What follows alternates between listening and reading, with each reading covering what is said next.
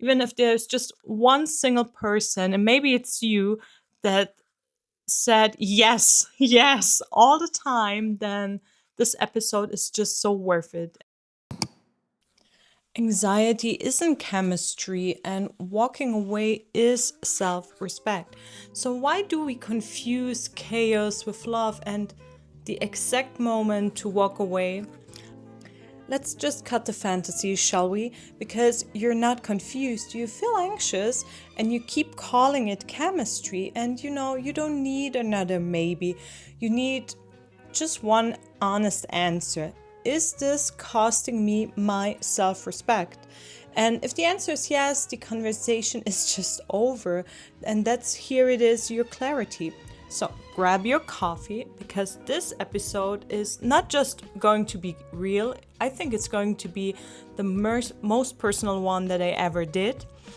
And for everyone, if you're new here, welcome to Telenovela Jasmin and the series Dating Secrets.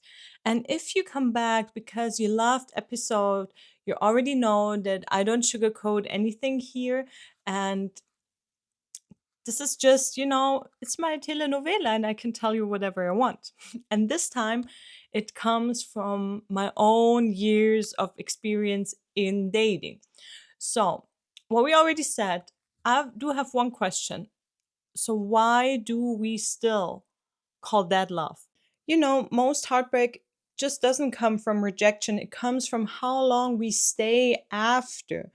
And we don't stay because we're in love. That's maybe what we think. But we stay because chaos feels alive and silence sometimes feels scary. And we stay because apps made everyone a maybe. And maybes made us forget what a yes really feels like.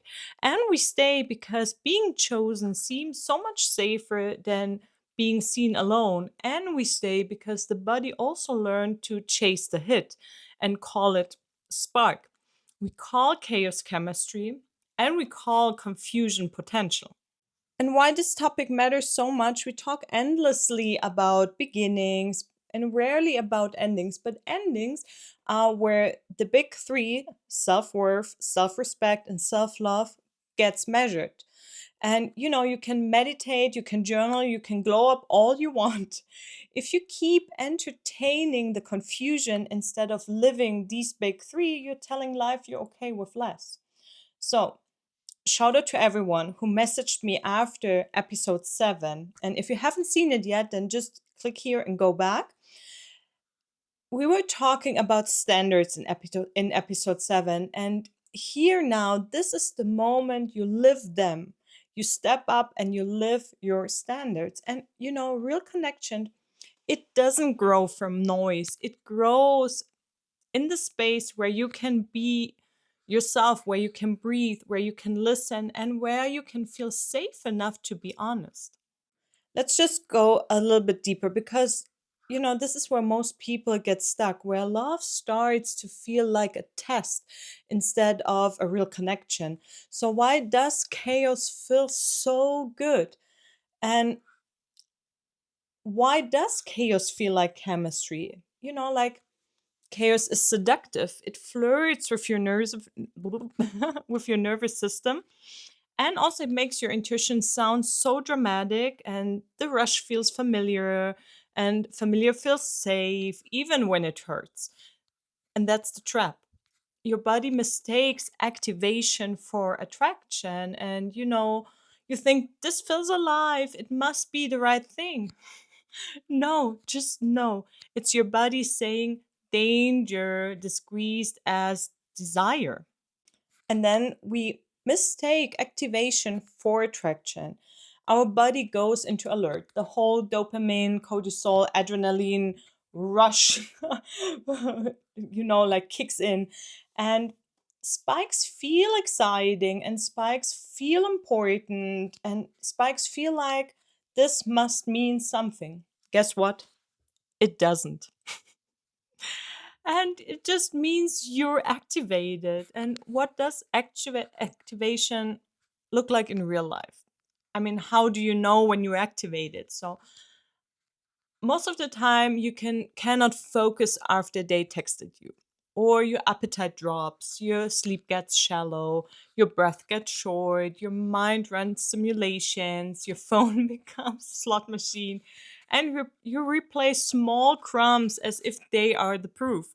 And let me tell you, that's just not romance. That's a nervous system escalation, I would say.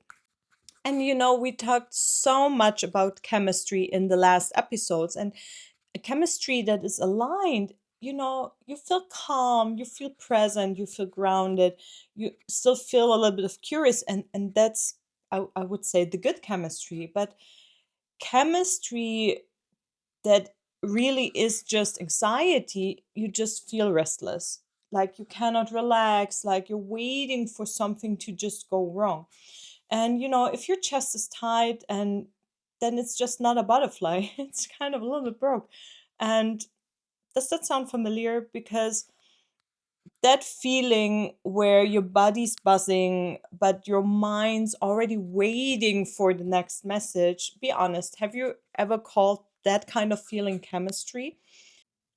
Now, here's what's really happening inside you.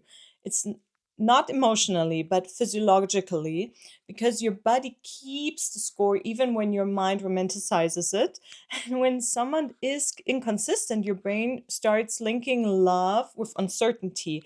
And that mix of hope and doubt becomes just addictive. The mind craves the next maybe, and your system learns, I only feel alive when I'm unsure. And because uncertainty gives you these little hits of relief. So, of course, calm feels strange, and you have been living in highs and lows, so steady feels just flat and boring.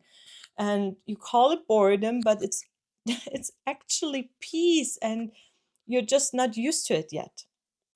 And guess what? If you've been living on noise, quiet can feel like a detox. So you're detoxing from drama, mistaking the quiet for no spark. And maybe that's why peace feels foreign to you, not because it's wrong, but because it's just a new feeling. And if calm feels so empty, you have lived on spikes. And chemistry without safety isn't chemistry. It's chaos dressed up as connection. And if the body already knows the truth, why do we still choose the noise? So, if our bodies already know all of that, why still chase the noise? Why do we keep calling uncertainty exciting? And it's not just nervous system, there's something else we rarely talk about, the quiet pressure that keeps so many of us, especially women after 35, waiting. So let's go there. Let's talk about that part that makes this so much harder. And this part is called society. And especially as women, we're taught our life makes only sense with a partner. Can you imagine? I mean, we're still stuck there. And especially after 35, people start asking, why are you still single? What is wrong with you? Why don't you have a husband or a boyfriend? Excuse me, what is wrong with society? And explain your piece to me, because the question behind that line isn't curiosity, it's disbelief. And it's like they're saying, I don't understand how you're that calm without someone next to you and by your side. So, and if we listen to that kind of society, the quiet pressure seeps in. You start choosing potential over present. You accept half effort just to feel normal like the others. You you start compromising, you shrink your standards, you label half effort as potential, you confuse being picked with being seen, and they're just not the same. And we stay because being chosen feels safer than being seen alone. And dating apps just multiplied options and erased depth. Everyone's halfway in, texting five people, seeing what happens, collecting bodies and stories. And there's no responsibility for what they leave behind. And when you finally want something real, you're told you're too picky. And when the truth just is that you're just not available for confusion. Being chosen isn't the goal, being respected is the goal. And let's do some real talk. You don't have to carry the cultural shame of being still single. You don't have to accept the bare minimum to quiet other people's questions. Who cares about other people? And you can want partnership and refuse self abandonment because both can be true. And, from that fear, all the patterns begin. How many times have you lowered your standards just to feel normal? Or said, I'm picky when what you really meant was, I'm tired of confusion. I just don't want this halfway in, halfway out thing. And they're kind of four patterns that we all kind of love to play. And let me give them to you first. So we have the wait. You wait for proof against what you already know. And if you're constantly guessing how they feel, you already have your answer. Then we have this excuse loop starting. He's healing, she's busy, they're afraid of feelings. No, just no. They're showing you actually their capacity today.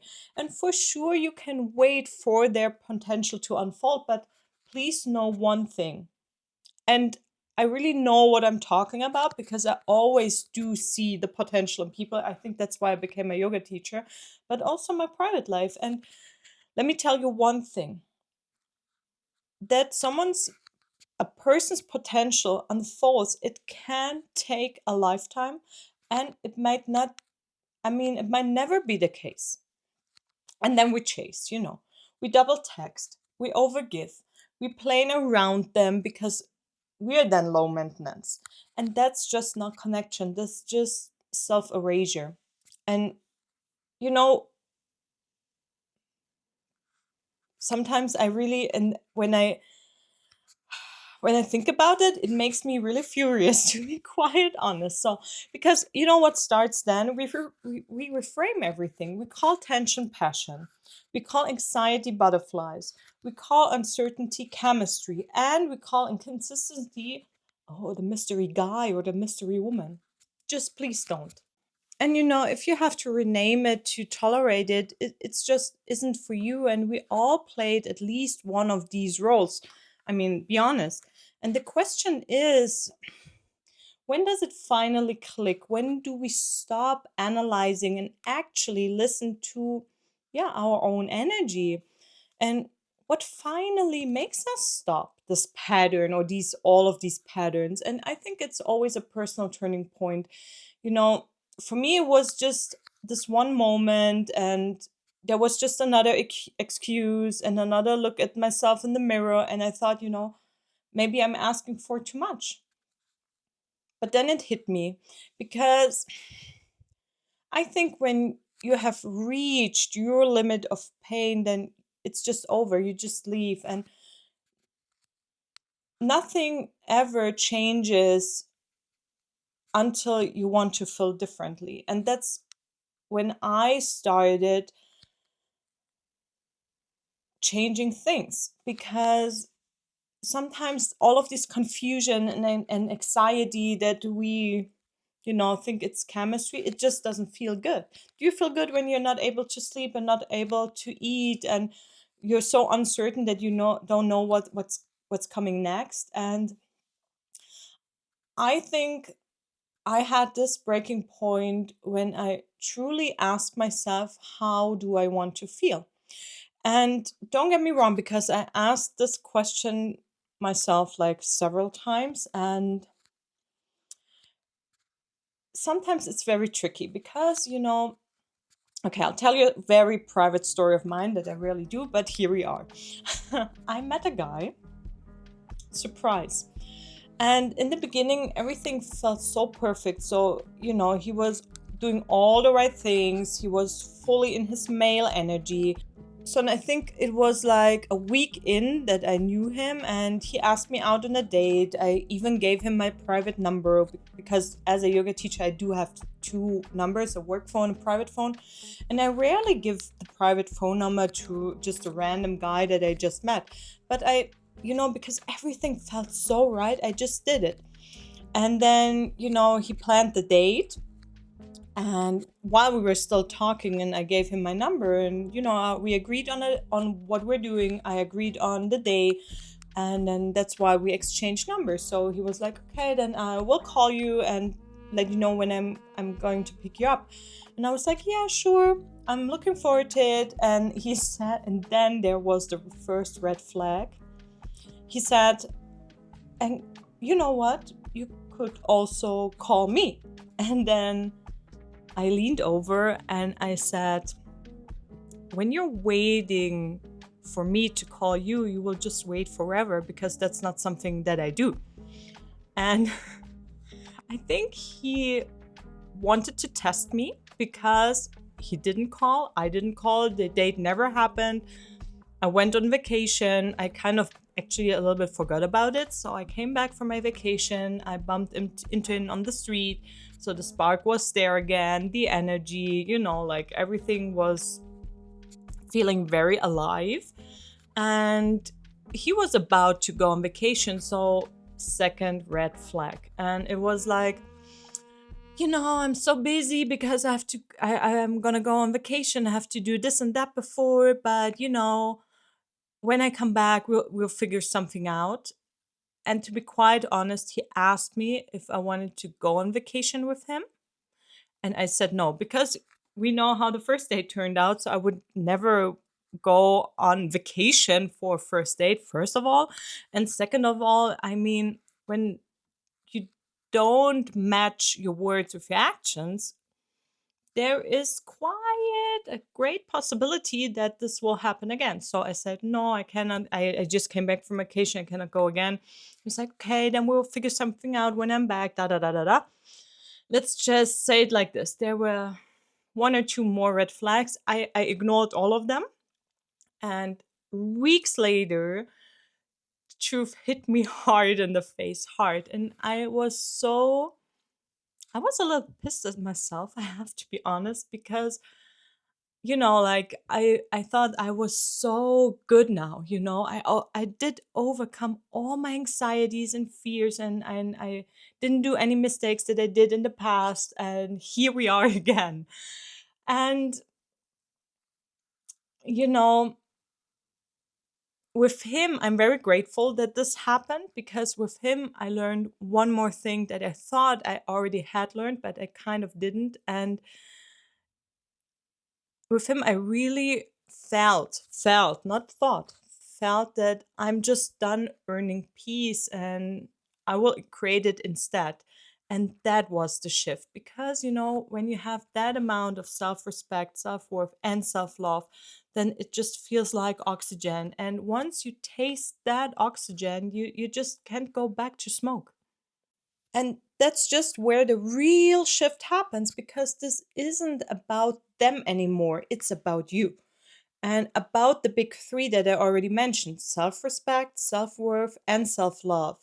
And self respect is kind of the boundary. It's quiet, it doesn't argue, it simply leaves when something stops feeling right. And, it could look like not explaining basic needs twice, no auditioning for attention, matching words to your actions, and walking when they don't. And self respect is kind of a policy, and it's not just performance. So it's the standard you won't trade for nothing, not even for love. And also, I think that kind of like the self respect and just the confusion, but what keeps you from going back? Because boundaries alone aren't enough, right? So you can leave the situation and still feel small. And that's where self-worth comes in. That's more the belief. So self-worth is the quiet confidence that you deserve better, even before anyone proves it to you. It isn't ego, it's remembering who you are when the world forgets about you. It shows up in the moments no one sees you, when you keep showing up with integrity. And it's every moment also you showed up when no one clapped. Every it's every boundary you held when it wouldn't have been easier not to hold up the boundary. And you feel it in the way you stand a little taller after you say no. You hear in the calm that follows the boundary. And, it's finally when you stop asking, am I too much? And realize maybe this is just too little. And, in practice, it's just like you stop performing, you stop begging, you stop chasing. Better never start chasing, but if you have, just stop it. And you start treating your presence as it's the prize. And once you really truly believe that, then self-worth stops being something you just practice. It becomes more the way you live. And I always thought like I'm so good with self-respect and self-worth. I mean, we can all be better, but the missing thing that when I finally figured it out, because I always thought it's so cheesy and I don't really know what people mean with that, but it truly is self-love. And it's really the way you treat yourself even when no one is watching. And it's not softness without boundaries. It's just boundaries with grace. And it's saying no without guilt. It's valuing calm more than the chemistry. And it's also building a life that truly feels good without needing anyone else to complete it. And so you love yourself, you love your life just as it is. And if there's someone who's adding to that positive vibe, I would even say, so that you feel good. When someone is adding to that, then it's great. But if someone is kind of taking from that peace or that good feeling, then it's just not for you. And so, it's really you stop chasing what keeps you anxious, and you say no without the TED talk, and you value calm more than their chaos. And you build a life that feels good without the relationship. So you never ever bargain your peace to keep just this one relationship. And self love is a lifestyle and it's just not a rescue plan. So, and here's the plot twist, because once you finally reach the calm, that's when it gets uncomfortable again, the fear of peace. And let's just name it so it loses power over us. So let's call it out. Many of us are afraid of peace because peace is quiet. And in quiet, you finally hear yourself. And if you have been living on noise, quiet can feel like a withdrawal. So you say the spark is missing when actually the panic is missing. And peace is just not a flat line. Peace is where you finally think clearly. And if calm feels wrong, your baseline has been chaos. And many of us are afraid of peace because peace is, like if you have lived on drama, peace can feel and calmness can feel kind of like a detox. And you call it boredom, but it's really just balance. And you say the spark is missing when you're just missing the panic. And how do you know it's time? Not by a sign, not by a text. It's something way deeper. The exact moment to walk away is when your self respect becomes the price of admission. Then you just leave. And not after the 10th mixed signal, not after the final closure talk. I would never give them closure. And at the first moment, you realize you're shrinking who you are. And just to keep the connection, that's the moment you just go.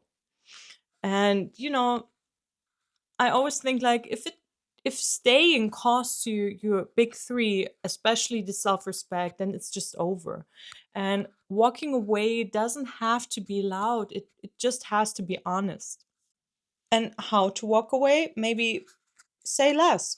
No essays, no defending your needs. And like you if you need something in your head, then think of it like this isn't aligned for me. I'm stepping away. I wish you well. Always clarity over closure. And also remove that slot machine, mute, unfollow, archive threads, remove their name from your lock screen, because your nervous system just needs distance to reset. And always also replace the hit, the highs, the spikes, not the person. So, like, do some movement, even if they're steady walks or Pilates or like we go to the gym. Hydrate, eat food that feels good to you, or create something daily. You can journal, you can do voice notes, you can clean your house, like a small project. And also maybe meet up with people who answer on the first ring you call them. And I think what's also very important, especially for future dating, then in this like specific moment, is writing down your non negotiables. So, maybe three behavior level standards. Something like consistency or direct plans or follow through. You don't want to write down any vibes, it should be actual behaviors that you're looking for. Yeah, and if you start dating again, maybe go slow. Look for steady, look for actions. That's what I'm gonna do in the future. And if calm feels like ask yourself, is my system still detoxing from the spikes?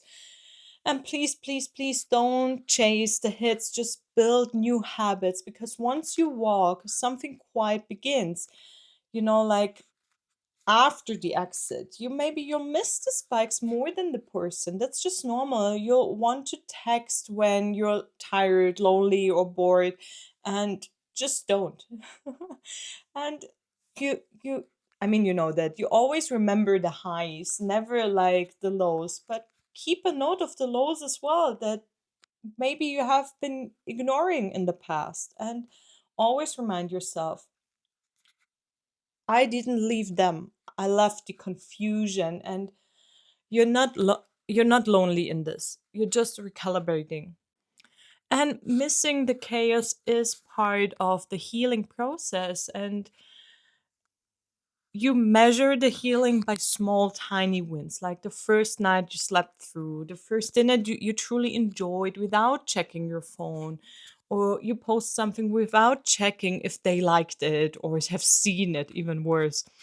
The first workout where you feel strong again, and the first moment you laughed for real, and one day this old noise feels just foreign to you, and that's when you know it's over. And tell me, when was the last time you actually felt at peace after a goodbye? Not because it ended perfectly, but because you chose yourself clearly. And maybe this is the part people really never ever talk about, the quiet after. The moment you stop surviving the ending and start living again. Because you don't need to prove that you're easy to love. And you just need to believe, truly believe, you're not available for confusion anymore. And anxiety isn't chemistry, and chaos isn't passion, and silence also isn't rejection. Sometimes it's just your place to choose yourself. And walking away isn't dramatic, it's the highest form of the big three: self respect, self worth, and self love. And you start sleeping again, breathing again, laughing for real. You don't lose people when you walk away, you lose just the confusion. And what stays is real.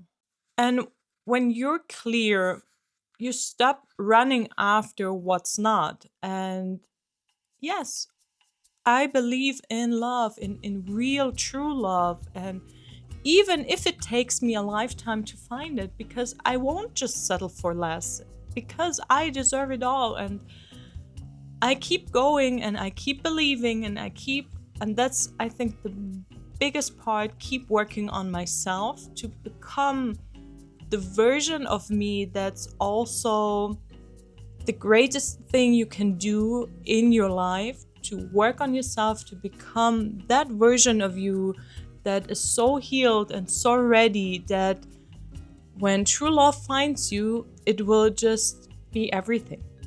And this episode here, it really comes from my heart. I refilmed it twice because I thought like maybe it's too long, maybe it's too deep, maybe they don't want to hear it. And there were so many maybes, and then I was like, oh my god, all these maybes, just do it, just film it, just talk about it, because even if there's just one single person, and maybe it's you, that said yes, yes, all the time, then this episode is just so worth it. And let's see what we do next. I do have quite some ideas, and you can always text me and comment me what you want me to talk about and to discuss. I'm always open to that. And I'm so happy you're here, and we're doing this together, and we're in this together. I'm not different. I'm also struggling sometimes, and sometimes I'm so proud of myself that I said no, or that I hold up my boundary, or that I stay true to myself. And I do hope when you didn't have that feeling once in your lifetime yet, you will have it soon. So until next time, ciao, ciao.